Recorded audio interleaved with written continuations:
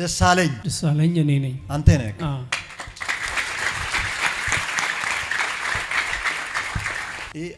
አብነው አባቴ ነው። አባቴ ነው። ፎሻ የሚባል ሰው ታውቃለህ? አያቴ ነው።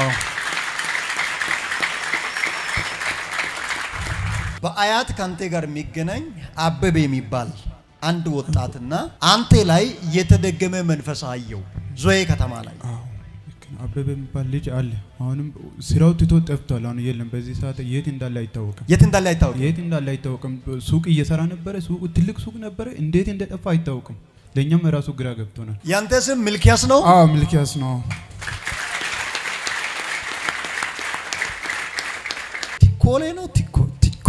ቲቶሌ ምንሽ ነው? አያቴ ነው። አያትሽ?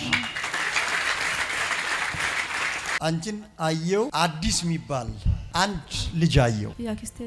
ያክስትሽ ልጅ አንድ ሁለት ተብሎ 16 ሰው ላይ የተሰራ መንፈስ አየው። 16ቱ መሃል የመጀመሪያው ማህሌት እኔ ነኝ። አንቺ ነሽ?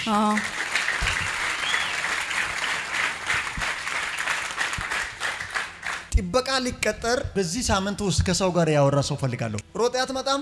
አንተ ሌላ ስራ ሁሉ ተዘግቶ ሁሉ ነገር እምቢ ብሎ ጥበቃ ልትቀጠር ትፈልጋለህ? እሱ ገና እንደ ዛሬ ተቀጥሮ እንደ ሶስተኛው ቀን እንደ ሞተር አይነት ነገር ጠፍቶ ዛሬ ተቀጥሮ በሶስተኛው ቀን እስር ቤት ሰው ይገባል። ያለቀ ፍላን አየው ወጥመጥ ውስጥ ለማስገባት እግዚአብሔር ግን በክብር ያወጣው አለ። አሜን። እንዳንተ የለፋ ሰው የለም። እንዳንተ የደከመ ሰው የለም። የጀመርከው ሁሉ ወር ሲቆይ ይበላሻል፣ ቀን ሲቆይ ይበላሻል። መሄድ የምትፈልገው አገር አለ ግን ቅርጽ የለም። አይምሮይ አይረጋጋም። ለራስም ትጨነቃለህ፣ ለሌሎችም ትጨነቃለህ። በጣም ፓወርፉል የሆነ የወንጌል መልእክተኛ ሆነ።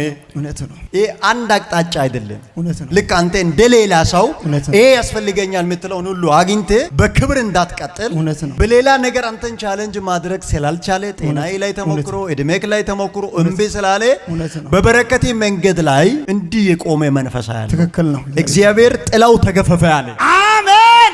እውነት ነው። አሁን የሆነ ቤት የምትገነባ ሳይሆን ሰውን የምትገነባ ሰው ነህ። አሜን። ጴጥሮስን መረብ ያስጣለው የእግዚአብሔር መንፈስ አሁን አንተን ከዚህ በኋላ መዶሻ ያሲዝ። አሜን። የምን ሞያ አለ ካንተ? እኔ ኮንትራክተር ነኝ። ኮንትራክተር ማለት ምን ማለት ነው? ግንባታ ማሰራት ማለት። ግንባታ ያለ ልጅ እንድትኖሪ ልጅ ሳትወልጂ እንድትሞቺ የ5 ዓመት መተት አየው። ስንት ልጅ አለሽ? አልወለድኩም። አገባሽ? ስንት ዓመት ነው ካገባሽ? 5ኛ ይዘሻል። 5ኛ ይዘሻል።